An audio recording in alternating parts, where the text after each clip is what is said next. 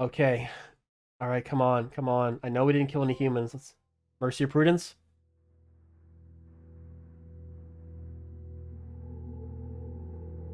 No.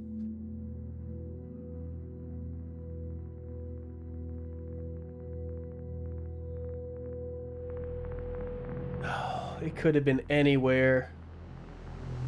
Won't let you down. All right, I swear to all that is holy, if I don't get the platinum pop after this one, I don't know what I'm gonna do. I might become just this like a borderline Alien Isolation speedrunner because I just want to get it over with. Okay, so straight up, I would make like cloud saves, and if I ever died, if it was up in the air whether or not it counted, I would just reload the cloud save. So I feel this like this like sickness in the pit of my stomach. It's like, did I fuck up? Did I accidentally did I fuck up? Did I mess up? Did I make a mistake? Like, recently updated description on PS4 says there's going to be story changes that are going to surprise even the better. Oh hell yeah! I like story changes. I don't need I don't need a remake to be the same game. I really don't. Like, I talk a lot of shit about RE7, not RE7, Final Fantasy 7 remake, but at the end of the day, it's two different games. You know, I've the of the classic tank control Resident Evils, I've only played Resident Evil Remake. Problem is that both people and companies use remaster, remake, reboot interchangeably, even though it's yeah.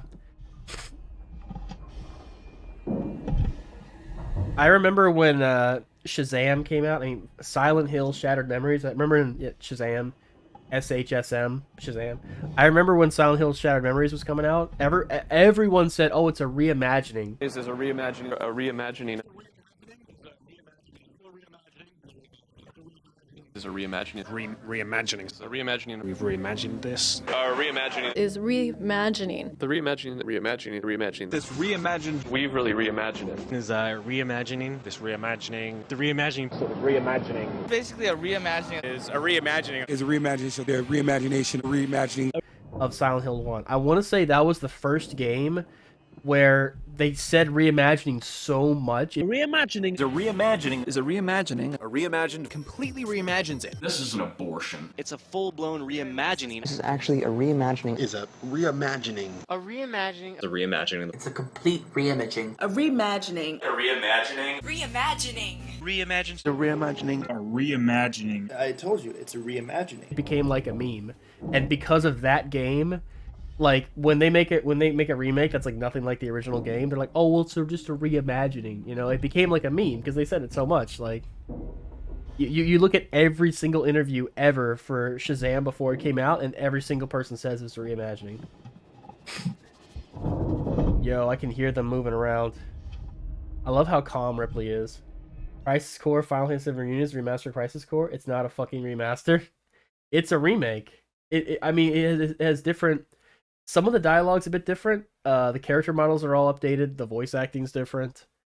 But in terms of like story, it hasn't really changed the story. I think that was the last player input, minus walking down a hallway in chapter 19.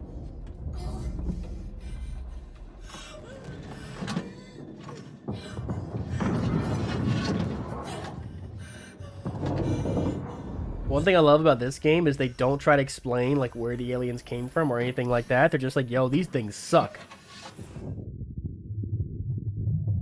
Yo, they want to see my beats. They want to see my DJing.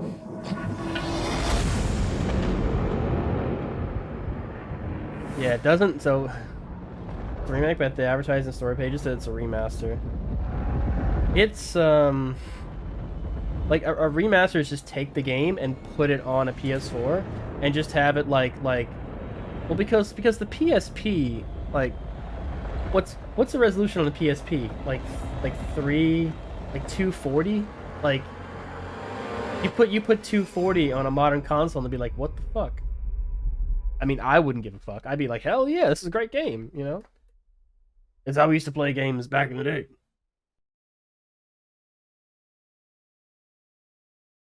Remaster, too long, didn't read, upscale the graphics. Yeah. Blaine, I'm on my way up to the bridge. And here's another thing. They didn't change the animations. So, like the original character models are in the vein of, like, Kingdom Hearts 2. And so the animations are very exaggerated. But when the character models are more realistic, but the animations are more exaggerated, it kind of just doesn't look right. Me? Gungaga. Me? Gungaga. Me? Gungaga. Me? Gungaga. You know, but I think that's a pretty minor gripe.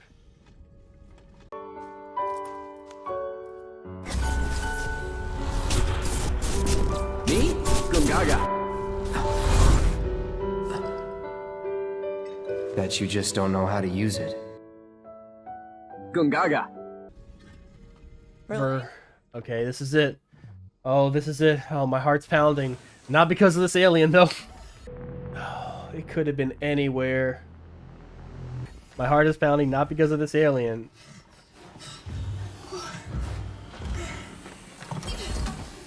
Man, you know what? I forgot to record on Streamlabs, but because I use ducking now to automatically lower the game volume, I think I'll be alright. I wonder if you can actually fail this.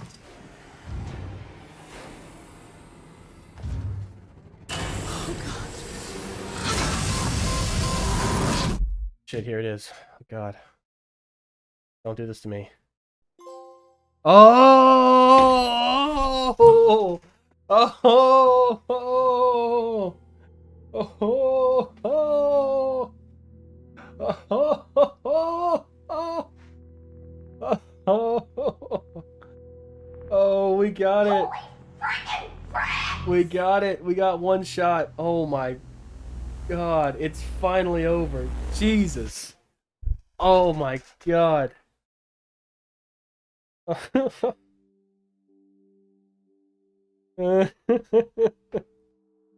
One eternity later.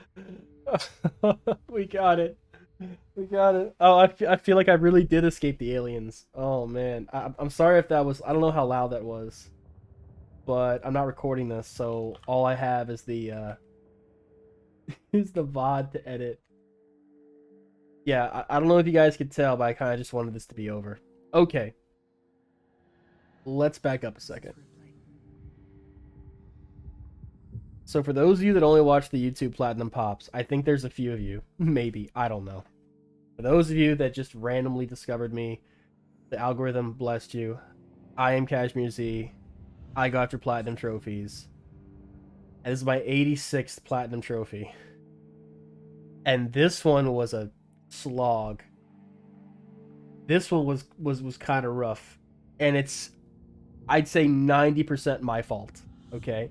So what I'm about to say, it's mostly self-inflicted. Okay. Let's talk about the game first, instead of the Platinum. You should give this game a playthrough, at least once. I don't know what normal difficulty is like. Hard difficulty might be a bit too much for your average, video game player. But if you got some Resident Evils under your belt, if you made it through RE2 or RE3 or RE4 on harder difficulties, I say try this game out on the harder difficulties. It's definitely an experience that there's not many games made like this game, for better or for worse. This game is basically Amnesia: The Dark Descent, but stretched out to like a full-length game.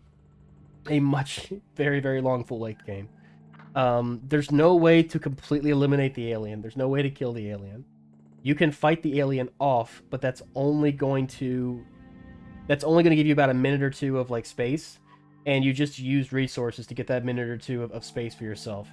So it's far better to avoid him and just try to find a way around the alien. This alien is, on the hard difficulties, just unrelenting. Like, it's moving so fast, it's looking for you. From what I understand, the AI tells the alien where you are up to like a 15-meter radius. Like, what the game is telling the alien is like, hey, they're here in like this area.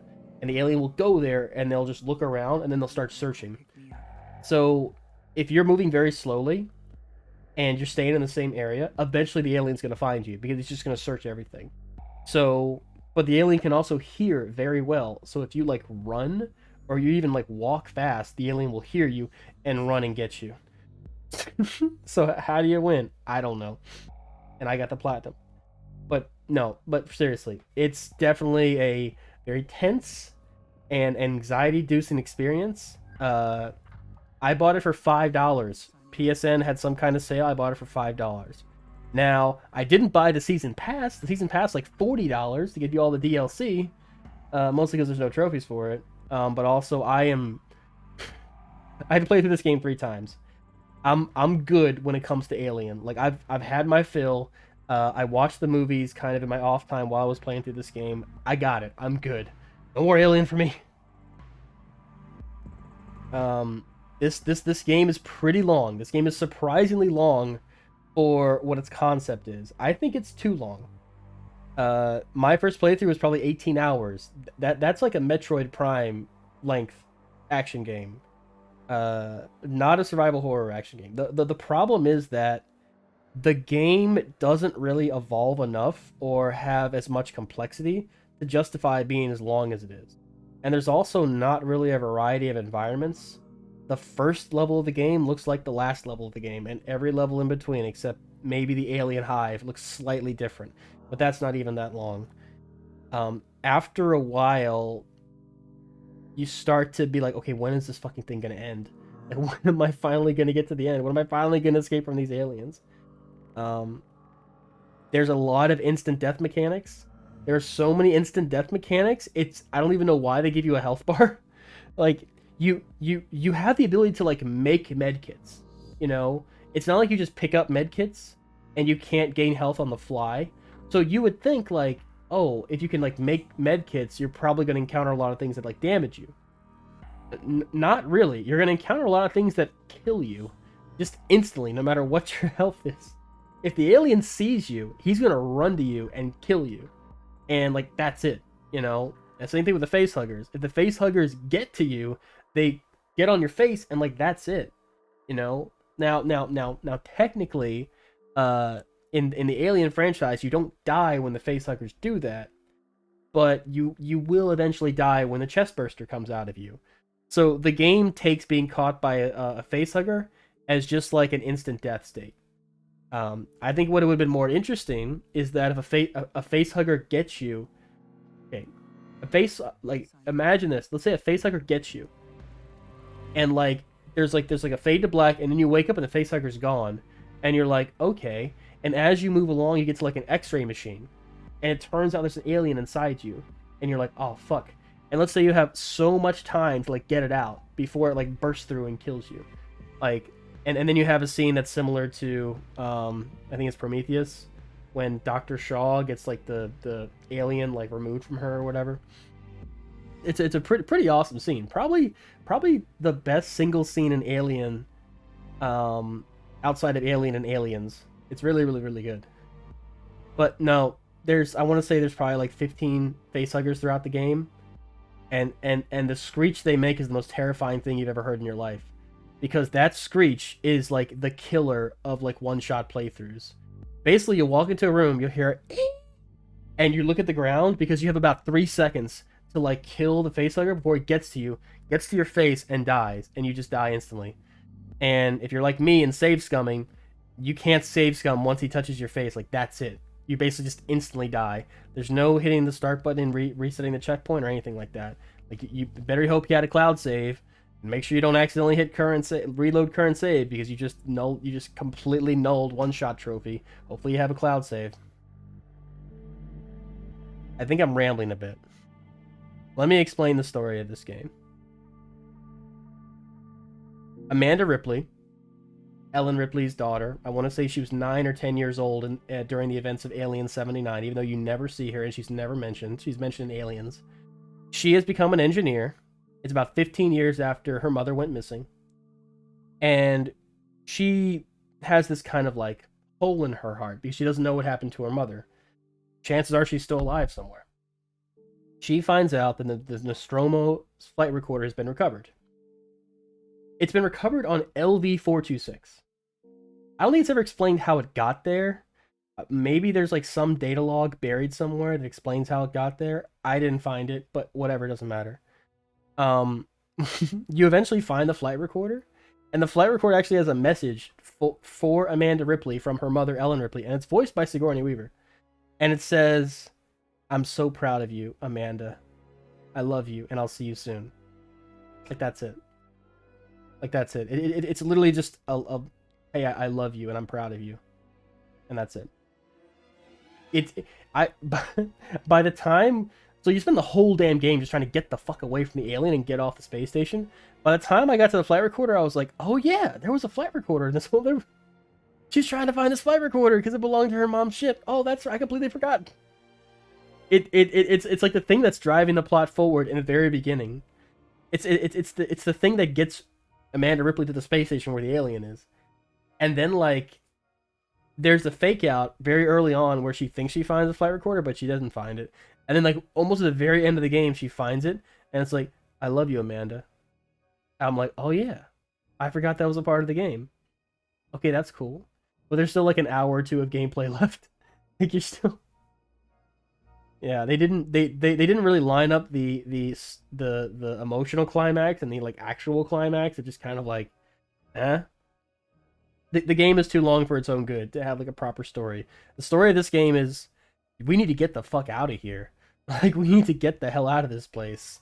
You know, it's not dissimilar to the plot of most alien films. Like, hey, there's an alien here and we need to like not be here. So let's make that happen. When I first beat this game, I was kind of like angry that it ended the way it did. Because I guess I just didn't notice. So at the very end, Ripley's floating in space, and a light passes over her, and she like wakes up, or she like winces. There's apparently a comic book that continues the story of Alien Isolation, where she's picked up and she lives. And this game is in canon with Alien and Aliens, and Alien 3. So in a deleted scene from Aliens that is apparently canon now, Amanda Ripley lives until she's like 66 years old and dies a woman, like she dies an old woman alone in her bed, you know. So she survives, you know. But you got credits. Now let's watch credits. There's someone in the background. So Amanda Ripley does get a happy ending, although it's like the bare minimum of happy endings. I was really hoping that Amanda Ripley would like finish up her adventures in Sevastopol, and she would just be like sitting back about to go into hyperspace, maybe with like a Mai Tai in one hand or something like that, you know, maybe with a cat in the other. I mean, even Ellen Ripley got a cat in Alien 79, you know, Jonesy. I love that cat.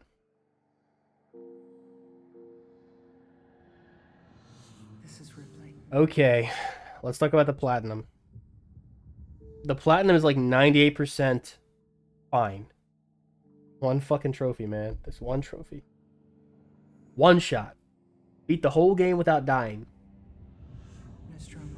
So how does that work exactly? Well, there's manual saving in this game, and there's a few autosaves, usually when chapters start, and also when you're on like a pretty long like linear set piece. But when you die, you have the option to load your current save or your previous save, and it's very confusing what that means. Basically, every time you save, you create a new file, right? And you just keep doing that. So like throughout a game, you might have like 100 different files, right? But the game only ever allows you to access the most recent one or the one before that. So let's say you're walking around or you're running around and an alien sees you and fucking kills you. If you load that current save, you'll go back to the last save point, but you'll have like one death on like an invisible meter that you never see. So here's how you get around that whole one-shot thing. Let's say you're doing your best, but the alien finds you and he rushes towards you. If you pause right before he gets to you and say load current save, it's basically like reset checkpoint. You didn't actually die. Like, you were gonna die. It's like there's no way to get away once the alien's like lunging at you, unless you have like a flamethrower. And then even if he's like close enough, it doesn't matter. If you reset the checkpoint and go back, it doesn't count as a death. So that was basically my strategy throughout the whole game, is to, if you're ever in a situation where you're gonna die, before like the animation finishes, you pause and reset. And that works great for most of the game until you get to the face huggers. When the face huggers get on you, you can't pause. Like that is the death animation. So what do? You need to either load a previous save, or, because you can't do that forever, you can't load a previous save forever. You can't just keep going down, down, down. You load a cloud save.